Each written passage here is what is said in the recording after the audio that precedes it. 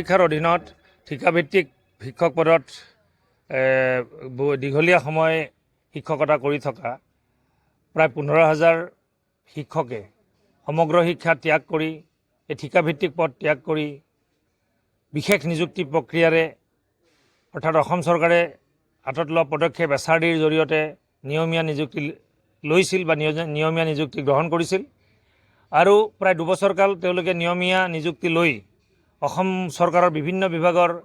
শিক্ষা বিভাগকে ধৰি বিভিন্ন বিভাগৰ নিয়মীয়া কৰ্মচাৰীসকলে যি ধৰণে স্থানীয় ট্ৰেজাৰীৰ জৰিয়তে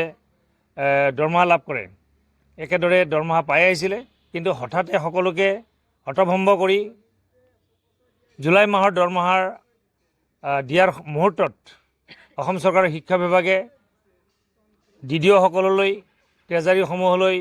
নিৰ্দেশনা প্ৰেৰণ কৰিলে যে তেওঁলোকক SNS স্পৰ্টছ মডিউল যোগে স্থানীয় ট্ৰেজাৰীৰ পৰিৱৰ্তে ৰাজ্যিক ট্ৰেজাৰীৰ দিছপুৰৰ ট্ৰেজাৰীৰ জৰিয়তেহে ঠিকাভিত্তিক শিক্ষকৰ দৰে সমগ্ৰ শিক্ষাৰ পুঁজিৰে তেওঁলোকক দৰমহা দিয়া হ'ব বুলি আৰু এই সিদ্ধান্তৰ কথা গম পাই অসমৰ সমগ্ৰ প্ৰাথমিক শিক্ষকসকল জাঙুৰ খাই উঠিলে আৰু অসম ৰাজ্যিক প্ৰাথমিক শিক্ষক সন্মিলনীয়ে তৎক্ষণাত আন্দোলনৰ কাৰ্যসূচী ৰূপায়ণ কৰিলে যোৱা 7 তাৰিখে ধৰ্ণা কাৰ্যসূচী ৰূপায়ণ কৰাৰ পিছত অসম চৰকাৰৰ শিক্ষামন্ত্ৰীয়ে আলোচনালৈ নিমন্ত্ৰণ কৰিলে আৰু আলোচনাত তেখেতে প্ৰতিশ্ৰুতি দিলে যে 2 দিনৰ ভিতৰতে এই সমস্যাটোৰ সমাধান হ'ব কিছুমান টেকনিক কাৰিকৰী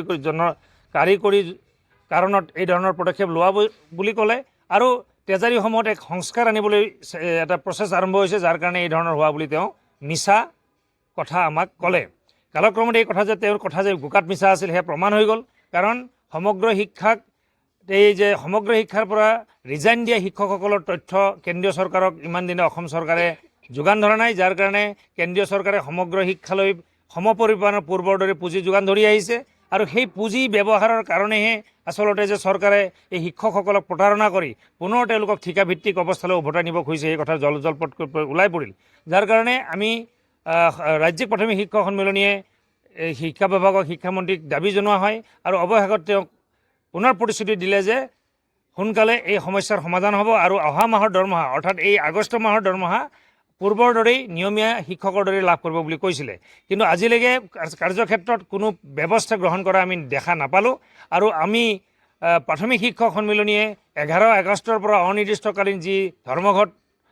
ৰূপায়ণ কৰাৰ কথা আছিল সেয়া 25 তাৰিখলৈকে পিছুৱাই দিয়া হৈছিল কিন্তু 25 আগষ্টলৈকে যিহেতু অসম চৰকাৰৰ শিক্ষা বিভাগে কোনো আমাক সদুত্তৰ দিব নোৱাৰিলে বা উচিত সমাধান আমাক দেখুৱাব নোৱাৰিলে যাৰ কাৰণে আজিৰ পৰা আকৌ পুনৰ আন্দোলনৰ কাৰ্যসূচী আৰম্ভ হৈছে আজি সমগ্ৰ অসমৰ লগতে ঢেকীয়াজুলি খণ্ড প্ৰাথমিক শিক্ষা বিষয়াৰ কাৰ্যালয়তো তেওঁ যিহেতু আমাৰ SRD শিক্ষকসকলৰ DDO হয় গতিকে তেখেতকো আমি আজি অসম ৰাজ্যিক প্ৰাথমিক শিক্ষক সন্মিলনীৰ আহ্বান অনুসৰি এখন পত্ৰ প্ৰেৰণ কৰিছে প্ৰতিগৰাকী SRD শিক্ষকে পত্ৰ প্ৰদান কৰিছে আৰু এই পত্ৰত স্পষ্টভাৱে উল্লেখ কৰা হৈছে যে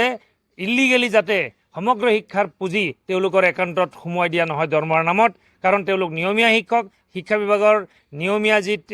যি স্থানীয় ট্ৰেজাৰীৰ জৰিয়তে শিক্ষা বিভাগে দৰমহা দিব লাগিব অন্যথা আঁচনিভুক্ত কৰি তেওঁলোকক দৰমহা দিলে